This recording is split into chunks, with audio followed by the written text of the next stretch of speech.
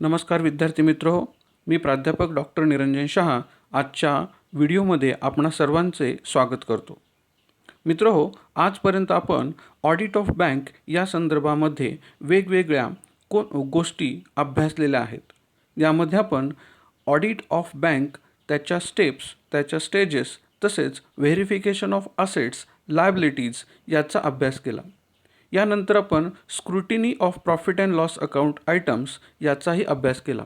यामध्ये आपण profit and loss अकाउंटच्या debit साईडला येणारे आणि प्रॉफिट अँड लॉस अकाउंटच्या क्रेडिट साईडला येणारे म्हणजेच शेड्यूल नंबर 13-14 आणि शेड्यूल नंबर 15-16 या आयटम्सचं ऑडिट, व्हेरिफिकेशन किंवा वाउचिंग कशा पद्धतीने केलं जाईल, याच्या काय प्रोव्हिजन्स आहेत आणि ऑडिटरने कशा पद्धतीने हे ऑडिट केलं पाहिजे याचा अभ्यास केला.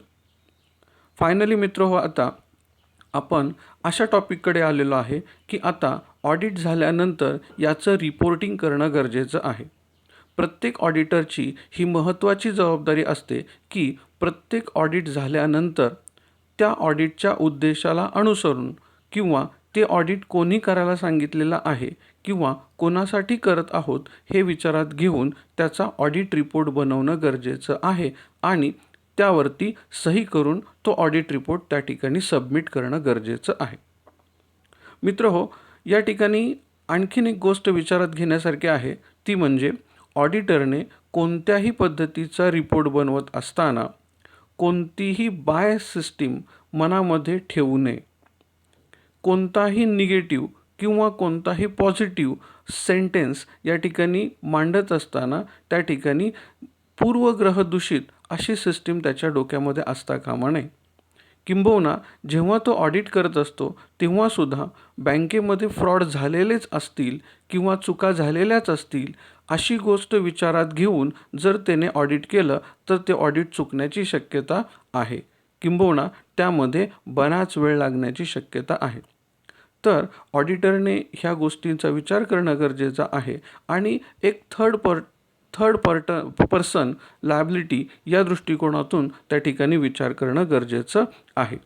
आणि ज्यावेळेस रिपोर्ट देण्याची वेळ येते त्या ठिकाणी तो रिपोर्ट हा जसा व्हेरिफिकेशन करताना अनुभव आला तो सर्व अनुभव आहे तसा मांडणं गरजेचं आहे, हे नीट लक्षात घ्या. तर आता ऑडिटरने काय करणं गरजेचं आहे, कशा पद्धतीने लिहिणं गरजेचं आहे याबद्दल आपण माहिती घेऊ. ऑडिट रिपोर्ट कसा असला पाहिजे, त्याच्यामध्ये काय लिहिलं पाहिजे, कशा पद्धतीने लिहिलं पाहिजे, काही वाक्य त्याची ठरलेली असतात, ती वाक्य त्या ठिकाणी येणं गरजेचं आहे. बघा, the bank auditor has to make his report directly through the bank. बँकेच्या ऑडिटरने त्याचा जो काही रिपोर्ट आहे हा डायरेक्टली कुणाला देणं गरजेचं आहे, बँकेला देणं गरजेचं आहे. इतर कोणाच्याही हातामध्ये हा ऑडिट रिपोर्ट दिला जाणार नाही याची काळजी ऑडिटरने घ्यायची आहे. The report of the auditor in case of particularly nationalise बँकेच्या बाबतीमध्ये the report of the auditor is to be verified, signed by the auditor and transmitted to the central government.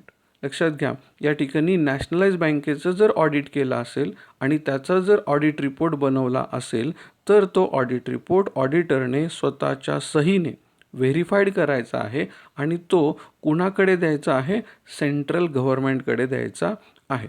अर्थात एक कॉपी त्या पर्टिक्युलर नॅशनलाइज बँकेकडे जाणार आहेच आणि एक कॉपी रिझर्व्ह बँकेकडे जाणार आहे, त्याचा उल्लेख पुढे आलेलाच आहे. परंतु पहिली महत्त्वाची जबाबदारी की पहिला रिपोर्ट हा सेंट्रल गव्हर्नमेंटकडे जाणं गरजेचं आहे. Third one, the auditor has to forward a copy of an audit report to the concerned bank and a copy to RBI. जसं मी आत्ता सांगितल्याप्रमाणे जो ऑडिट रिपोर्ट सेंट्रल गव्हर्नमेंटला पाठवणार आहे त्या ऑडिट रिपोर्टची एक कॉपी ही कुणाकडे देणं गरजेचं आहे, कन्सर्न बँक. कन्सर्न बँक म्हणजे ज्या बँकेचं ऑडिट झालेलं आहे त्या बँकेकडे तो देणं गरजेचं आहे. आणि एक ऑडिट रिपोर्टची कॉपी कुणाकडे जाणं गरजेचं आहे, तर RBI म्हणजे रिझर्व्ह बँक ऑफ इंडियाकडे. का तर ही शिखर बँक आहे आणि सर्व बँकांची बँक म्हणून तिला काम करावं लागतं. त्या बँकेचं नियंत्रण या बँकांवरती असतं आणि प्रत्येक वेळेस प्रत्येक बँकेला ज्या काही गाईडलाईन्स प्रोव्हाइड करण्याची गरज असते ती रिझर्व्ह बँक प्रोव्हाइड करत असते. मग त्या दृष्टिकोनातून रिझर्व्ह बँकेने ज्या गाईडलाईन्स दिल्या आहेत, जे शेड्यूल्स प्रिपेअर केलेले आहेत, त्या पद्धतीने बँका काम करतात का, त्यांची पोझिशन त्या पद्धतीने दिसते का, हे पाहण्याचा अधिकार सुद्धा रिझर्व्ह बँकेला आहे. त्यामुळे जेव्हा जेव्हा नॅशनलाइज बँकेचं ऑडिट होईल त्याची एक कॉपी रिझर्व्ह बँकेकडे देणं गरजेचं आहे. हे ऑडिटरचं काम आहे, ड्युटी आहे. लक्षात. पुढे, the contents of the report are somewhat different. या ठिकाणी एक वाक्य असं दिलेलं आहे की कंटेंट्स, जे ऑडिट रिपोर्टमध्ये लिहिले जाणारे कंटेंट्स आहेत, हे थोडेफार बदललेले असू शकतात. थोडेफार बदललेले याचा अर्थ बाकीचे सेंटेन्स हे एका विशिष्ट फॉर्मॅटमध्ये लिहिलेले असतात. आणि थोडेफार बदल म्हणजे काय, की जर ऑडिटरला एखाद्या बँकेमध्ये एखादी पोझिशन चांगली वाटली आणि एखाद्या बँकेमध्ये ती चांगली नसेल, तर तो त्या ठिकाणी तो बदल करू शकतो, त्या ठिकाणी ते सेंटेन्स चेंज करू शकतो.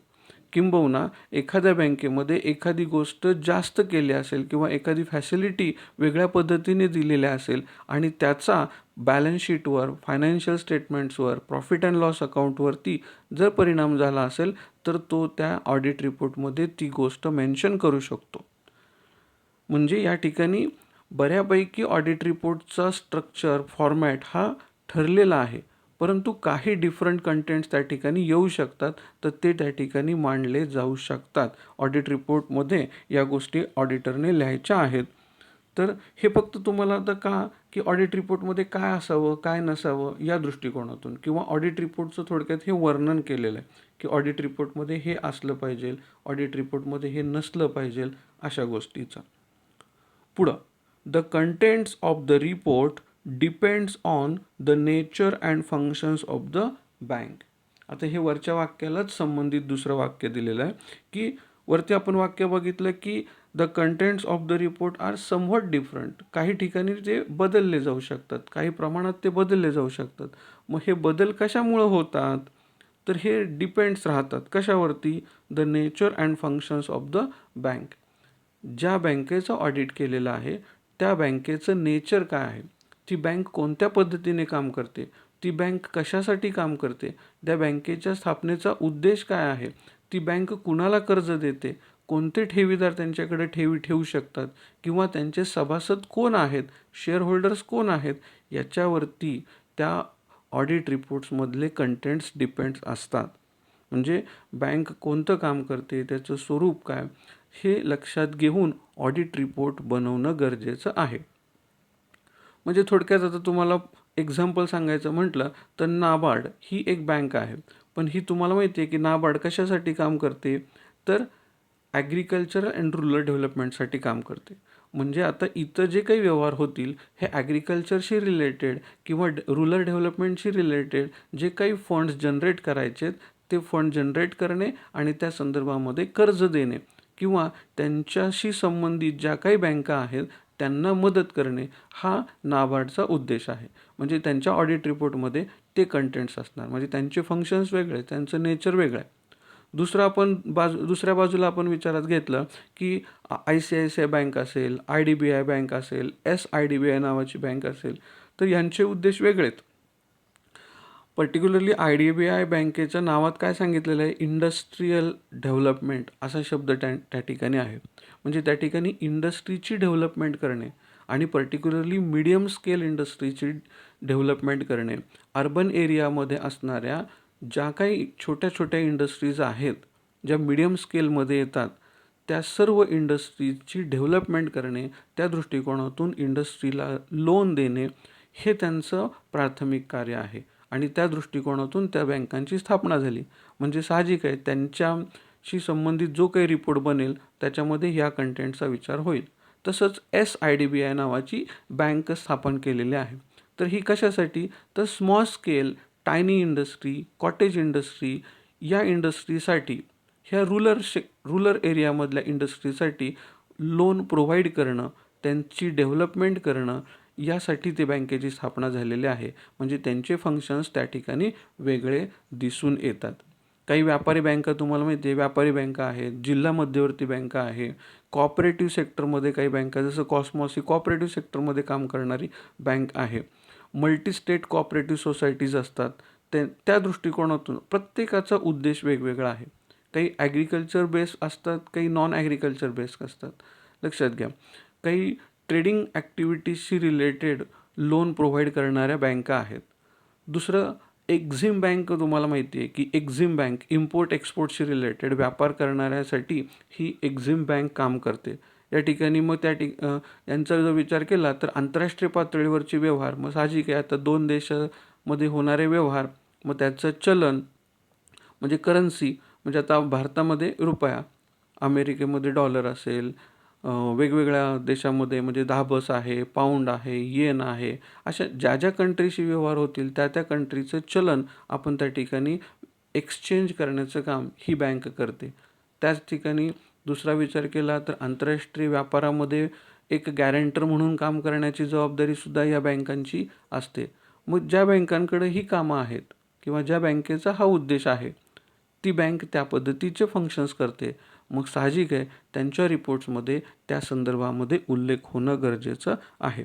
म्हणून या ठिकाणी हे वाक्य वापरलेलं आहे की it's depend on the nature and functions of the bank. म्हणजे त्या रिपोर्टचे कंटेंट्स हे त्या बँकेच्या स्वरूपावर किंवा त्याच्या फंक्शन्सवर डिपेंड्स असतात. आता बघूया आपण की बँकिंग कंपनीज ॲक्ट जो आहे आणि त्या बँकिंग कंपनीज ॲक्टप्रमाणे जर बँकांची स्थापना झाली असेल आणि त्या काम करत असतील तर त्यांचे ऑडिट रिपोर्ट कसे असतील किंवा त्यांच्या ऑडिट रिपोर्टबद्दल थोडक्यात आपण जाणून घेऊ की ऑडिटरने काय पाहणं गरजेचं आहे आणि त्यांच्या ऑडिट रिपोर्टमध्ये कशी वाक्य असली पाहिजेत. तर बघा, ऑडिट रिपोर्टमध्ये पहिलं वाक्य कशाच्या संदर्भात लिहायचं आहे लक्षात घ्या. Whether the information and explanations required by him means auditor, required by him have been found to be satisfactory or not. म्हणजे ऑडिटरने पहिलं वाक्य कशा संदर्भात लिहायचं आहे की त्याला मिळालेली माहिती ही त्याच्या ऑडिट रिपोर्ट बनवण्या दृष्टिकोनातून किंवा ऑडिट करण्याच्या दृष्टिकोनातून ही समाधानकारक होती का नव्हती याबद्दल वाक्य लिहायचं. म्हणजे जर त्याला वाटलं की त्याला मिळालेली माहिती ही समाधानकारक आहे, त्याच्यावरून तो ऑडिट करू शकतो आणि त्या पद्धतीने ऑडिट रिपोर्ट बनवू शकतो, तर तो या ठिकाणी क्लिअर असं मेन्शन करेल की the information and explanation required by me have been found correct and satisfactory. या ठिकाणी म्हणजे जी काही इन्फॉर्मेशन होती, जे काही एक्सप्लेनेशन होतं हे करेक्ट होतं हे लक्षात आलेलं आहे आणि तो त्या संदर्भामध्ये सॅटिस्फाईड आहे आणि नसेल तर नॉट सॅटिस्फाईड असं त्या ठिकाणी मेन्शन करू शकतो. आणि पण हे लिहित असताना एक शब्द त्या ठिकाणी महत्त्वाचा आहे जो ऑडिट रिपोर्टमध्ये असलाच पाहिजे. ऑडिटरने ही काळजी घेणं गरजेचं आहे. इन हिज ओपिनियन लक्षात घ्या, म्हणजे त्याच्या मते हे लिहिणं गरजेचं आहे. म्हणजे तो त्या ठिकाणी असं लिहिणार आहे इन माय ओपिनियन, माझ्या मतामध्ये किंवा माझ्या मताप्रमाणे, ॲज पर माय ओपिनियन म्हणजे माझ्या मते. का तर प्रत्येकाची मतं वेगळी असू शकतात. कदाचित दुसऱ्याला असं वाटेल की ही इन्फॉर्मेशन बरोबर नाही, एवढी इन्फॉर्मेशन पुरेशी नाही, पण जो ऑडिटर आहे त्याच्या मते त्याला असं वाटत असेल की ही इन्फॉर्मेशन सफिशियंट आहे, या आधारे मी रिपोर्ट बनवू शकतो, या आधारे मी रेकॉर्ड तयार करू शकतो, चेकिंग करू शकतो, तर मात्र हे त्या ठिकाणी तो मेन्शन करू शकतो. दुसरं वाक्य कशाच्या संदर्भात, whether the transactions of the bank which have come to the notice have been within the power of the bank or not. म्हणजे जे ट्रान्झॅक्शन्स, जे व्यवहार बँकेने केलेले आहेत किंवा बँक करत आहे, आत्तापर्यंतचे केलेले व्यवहार आणि सध्या करत असलेले व्यवहार हे बँकेच्या अधिकारातच आहेत.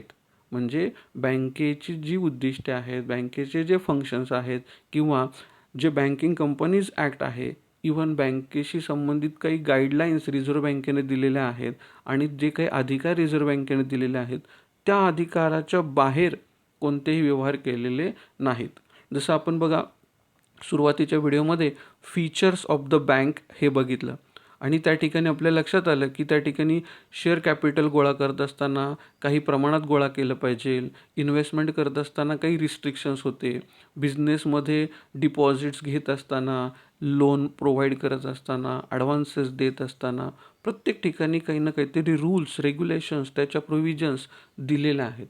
मग ह्या रूल्स रेग्युलेशन्स प्रोव्हिजन्स बँकेने फॉलो केलेल्या आहेत का नाहीत याच्याबद्दल तो त्या ठिकाणी सेंटेन्स लिहील. ते पण मी मगाशी सांगितल्याप्रमाणे इन हिज ओपिनियन तो त्याच्या मतेप्रमाणे असं वाक्य सुरुवात करेल. म्हणजे माझ्या मते बँकेने केलेले सर्व व्यवहार हे within the power of bank आहेत, म्हणजे बँकेच्या अधिकारातलेच आहेत. आणि नसेल तर बँकेच्या अधिकारातले, आता तो असं असू शकतं की सगळे व्यवहार तर बँकेच्या बाहेर अधिकाराच्या बाहेर कोण करणार नाही. एखादा व्यवहार त्या ठिकाणी बँकेच्या म्हणजे अधिकाराच्या बाहेर जर झाला असं लक्षात आलं तर त्या ठिकाणी तो मेन्शन करेल काय की माझ्या मते बँकेचे सर्व व्यवहार बँकेच्या अधिकारात केलेले आहेत, परंतु एखाद्या व्यवहाराचा जो काही उल्लेख त्या ठिकाणी करेल तो हा व्यवहार मात्र या ठिकाणी बँकेच्या अधिकारात नसताना बँकेने केलेला आहे हे स्पष्ट त्या ठिकाणी लिहिणार आहे तो. हे नीट लक्षात घ्या. तिसरं वाक्य काय असेल? Whether the returns received from branches of the bank have been found adequate for the purpose of audit or not. म्हणजे हे खात्री करून त्या ठिकाणी वाक्य लिहिणार आहे. ब्रँचेस ज्या आहेत, एखाद्या बँकेच्या हेड ऑफिसला अनेक ब्रँचेस असतात, वेगवेगळ्या ठिकाणी आपण बघतो. आता स्टेट बँक असेल, बँक ऑफ महाराष्ट्र असेल, वेगवेगळ्या तालुक्याच्या ठिकाणी, शहरांच्या ठिकाणी, गावात बऱ्याच ठिकाणी आपल्याला या बँकांच्या ब्रँचेस दिसतात. आणि मग या ब्रँचेसचं पण ऑडिट त्या ठिकाणी होत असतं. नीट लक्षात घ्या, कारण की जो काही रिपोर्ट बनतो, जो काही बॅलन्स शीट बनतो हा एकत्रित बॅलन्स शीट असतो, आपला कन्सॉलिडेटेड बॅलन्स शीट असतो. त्यामुळं या ठिकाणी हेड ऑफिस आणि ब्रँच दोन्हीच्याही गोष्टी त्या ठिकाणी चेक आणि व्हेरीफाईड होणार आहेत. तर इथं ब्रँचेसकडून काही रिटर्न्स येणं असेल तर ते रिटर्न्स रिसिव्ड आहेत का नाहीत, मिळाले आहेत का नाहीत, हे देखील त्या ठिकाणी पाहणार आहे. आणि जर त्या पद्धतीने झालं असेल तर तो एक वाक्य मेन्शन करणार आहे. म्हणजे 3 वाक्य ह्या रिपोर्टमध्ये अशा पद्धतीची ऑडिटर लिहिणार आहे. हे कशाच्या संदर्भात बघितलं आपण? In case of banking companies. जर बँकिंग कंपनीज ॲक्टप्रमाणे बँकांची स्थापना झाली असेल तर.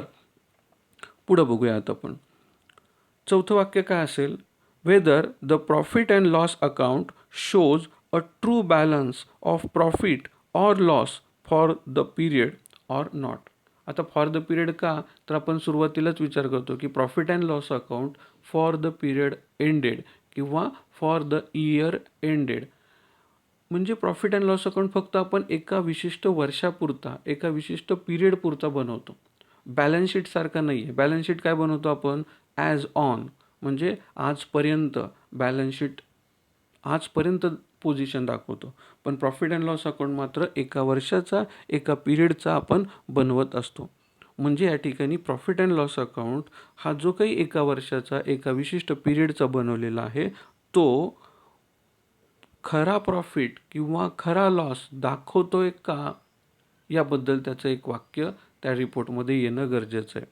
म्हणजे हे पाहणं गरजेचं आहे की आणि मेन्शन करायचंच आहे की हे पहिलं तो चेक करणार सगळे अकाउंट्स, त्याच्यानंतर त्याचा आलेला बॅलन्स, त्याच्यावरून तो profit and loss account calculate करणार. तो खरा प्रॉफिट आहे का, असेल तर त्याबद्दल वाक्य तो लिहून टाकणार की मला मिळालेल्या माहितीच्या आधारे, मी चेक केलेल्या माहितीच्या आधारे या ठिकाणी असलेली रक्कम जी प्रॉफिट दाखवते ही बरोबर आहे किंवा बरोबर नाही, असं स्पष्ट त्या ठिकाणी उल्लेख तो रिपोर्टमध्ये करणार आहे. 5वं सेंटेन्स, एनी ऑदर मॅटर. म्हणजे आता याच्या व्यतिरिक्त त्याच्या निदर्शनास ऑडिटमध्ये अनेक गोष्टी येऊ शकतात. म्हणजे लोनच्या बाबतीमध्ये लोन रिकव्हरी कमी आहे, लोन रिकव्हरी वेळच्या वेळी झालेलं नाही किंवा अशा काही व्यक्तींना लोन त्या ठिकाणी प्रोव्हाइड केलेलं आहे की ज्या व्यक्ती सभासद नाहीत किंवा रूल्स रेग्युलेशन्स फॉलो न केल्यामुळे त्या ठिकाणी लोन बुडण्याची शक्यता दिसून येते किंवा बऱ्याच वेळा एखाद्या कर्जावरती योग्य ते तारण न घेता कर्ज दिलेलं असू शकतं. ठेवी स्वीकारताना सुद्धा ठेवीदारांकडून ज्या गोष्टी जसं आता KYC असेल, डॉक्युमेंटरी एव्हिडन्सेस असतील, ह्या प्रॉपरली घेतल्या नसतील, बोगस नावावरती काही ठेवी जमा झाल्या असं काही दिसून येत असेल किंवा लॉकर सिस्टीमबद्दल त्यांच्या किंवा इतर कुठल्याही घटकाबद्दल जर ऑडिटरला डाऊट आला किंवा त्याबद्दल त्याला काही शंका वाटली तर त्या ठिकाणी तो मेन्शन करणार आहे. म्हणजे या ठिकाणी मग 5, 6, 7, 8 असे मुद्देसुद्धा येऊ शकतात. पण पहिले 4 मुद्दे मात्र ऑडिटरने ऑडिट रिपोर्टमध्ये लिहिणं गरजेचं आहे.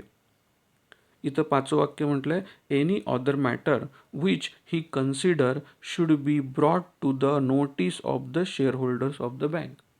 म्हणजे एनी अदर मॅटर जो त्याच्या लक्षात आलाय तो त्याने शेअर होल्डरच्या निदर्शनास आणून देणं गरजेचं आहे. मग त्या ठिकाणी त्याला असं वाटलं पाहिजे की नाही, ही गोष्ट शेअर होल्डरला समजणं गरजेचं आहे. जर त्याला असं वाटत असेल, ती गोष्ट महत्त्वाची असेल, तर त्याने ती रिपोर्टमध्ये लिहिणं गरजेचं आहे. तर अशा पद्धतीने बँकिंग कंपनीज ॲक्टप्रमाणे ज्या बँकांचं ऑडिट केलं जातं त्या बँकांच्या ऑडिट रिपोर्टमध्ये अशा पद्धतीचे सेंटेन्स ऑडिटरने लिहिणं गरजेचं आहे. ओके, आता याच्यानंतर बघूया आपण दुसरा part. In case of nationalised banks, State Bank of India and its सबसिडरीज.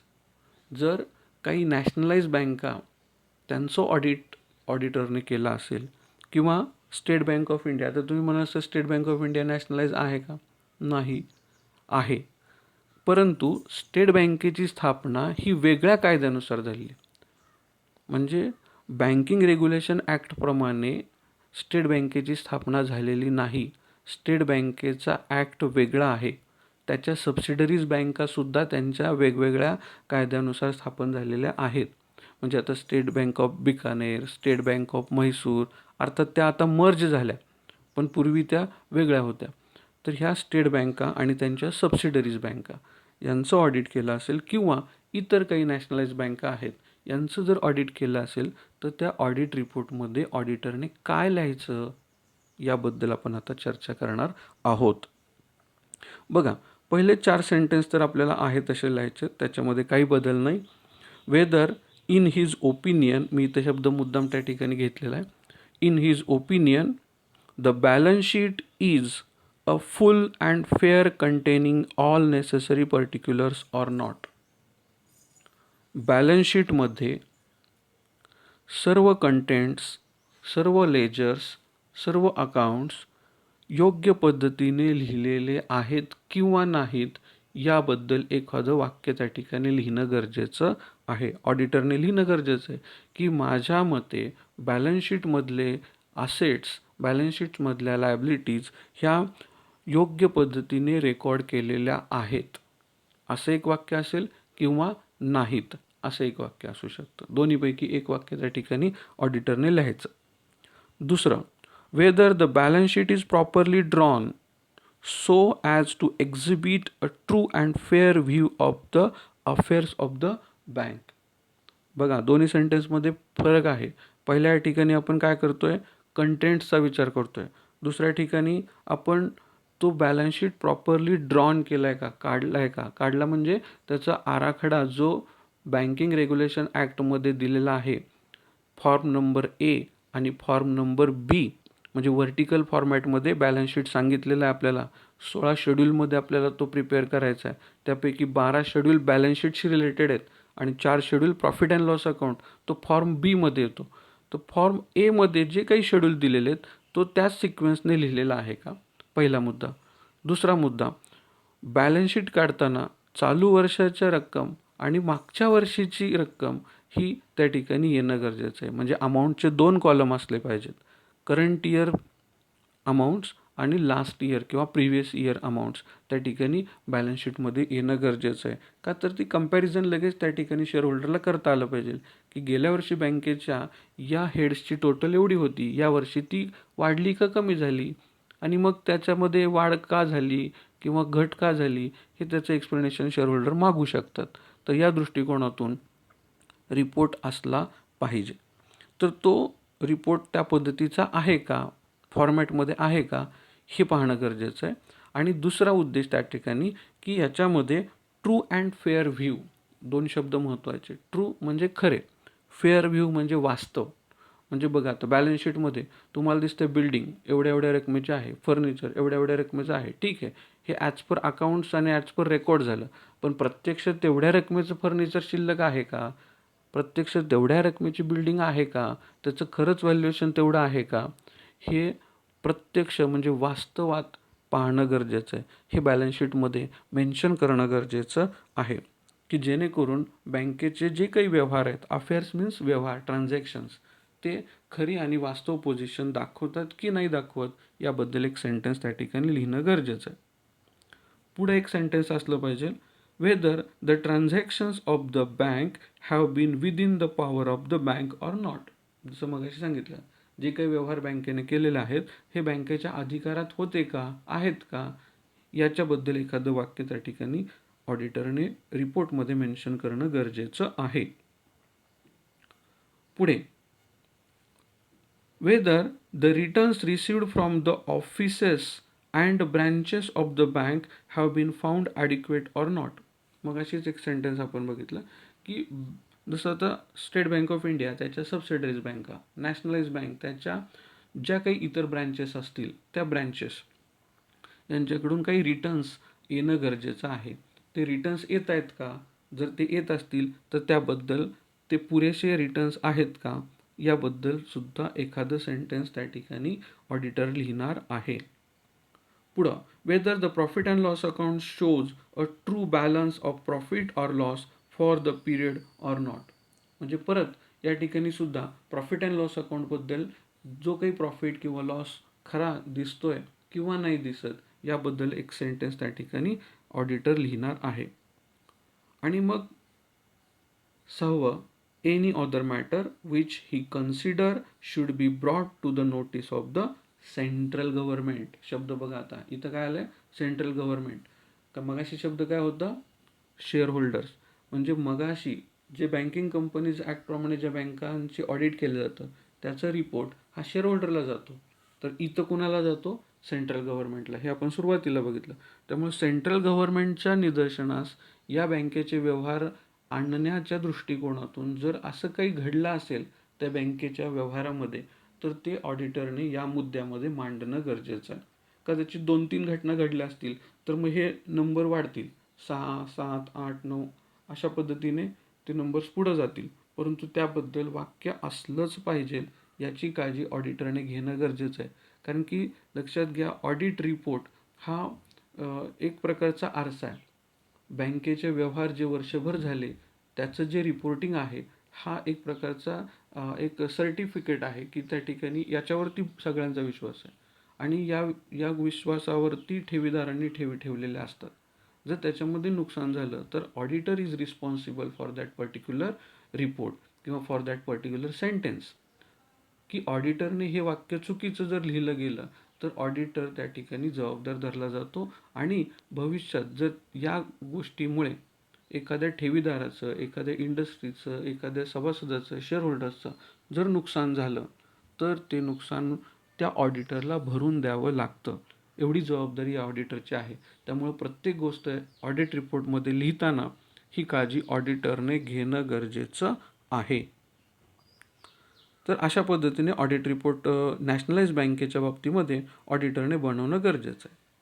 Okay, आता लास्ट, अपार्ट फ्रॉम धिस, म्हणजे हे जे काही ऑडिट रिपोर्टमधले कंटेंट्स आहेत याच्या व्यतिरिक्त, the auditor of nationalised bank, SBI and any of its branch or a banking company including foreign bank has also prepare and submit LFAR, that is called long form audit report. LFAR म्हणजेच काय, long form audit report. म्हणजे आत्तापर्यंत आपण बघितलं की रिपोर्टमध्ये ही वाक्य असली पाहिजेत, याच्याबद्दल उल्लेख असला पाहिजे, हे सगळं झालं. पण याच्या व्यतिरिक्त या सर्व बँकांनी एक लाँग फॉर्म ऑडिट रिपोर्ट तयार करून घेणं गरजेचं आहे. किंबहुना मी असं म्हणेन की ऑडिटरने तो तयार करून देणं गरजेचं आहे. मग आता लाँग फॉर्म ऑडिट रिपोर्टमध्ये काय असेल, तर लाँग फॉर्म ऑडिट रिपोर्टमध्ये प्रत्येक कंटेंट हा इन डिटेल असणार आहे. म्हणजे डिपॉझिट्सबद्दल माहिती, प्रत्येक शेड्यूलबद्दल 16च्या 16 शेड्यूलबद्दल इन डिटेल माहिती असणार आहे. म्हणजे एखादं अमाऊंट वाढली, एखादी अमाऊंट कमी झाली, मग ती का वाढली, ती का कमी झाली, कोणत्या कारणामुळं वाढली, त्याच्यासाठी ऑडिट म्हणजे सर्वसाधारण सभेमध्ये मंजुरी घेतली होती का, ह्या सगळ्या गोष्टी, एखाद्या असेटबद्दल माहिती, या सगळ्या गोष्टी इन डिटेल असणार आहेत. कदाचित हा 20, 30, 25, 40 पानाचा सुद्धा लाँग फॉर्म ऑडिट रिपोर्ट असू शकतो. काही बँकांचे ऑडिट 100-100 पानाचे लाँग फॉर्म ऑडिट रिपोर्ट्स आहेत, तर काही बँकांचे हे 10-15 पानाचे असतात. जसं ज्या बँकेचं नेचर आणि फंक्शनिंग असेल, जसे बँकेचे व्यवहार होतात, त्यानुसार त्यांचे लाँग फॉर्म ऑडिट रिपोर्ट तयार होत असतात. तर अशा पद्धतीने ऑडिटरने ऑडिट झाल्यानंतर बँकेच्या संदर्भात रिपोर्ट देणं गरजेचं आहे. यालाच आपण ऑडिट रिपोर्ट असं म्हणतो. समजलं असेल सर्व विद्यार्थ्यांना. या ठिकाणी आपण थांबणार आहोत. Thank you for listening. ओके.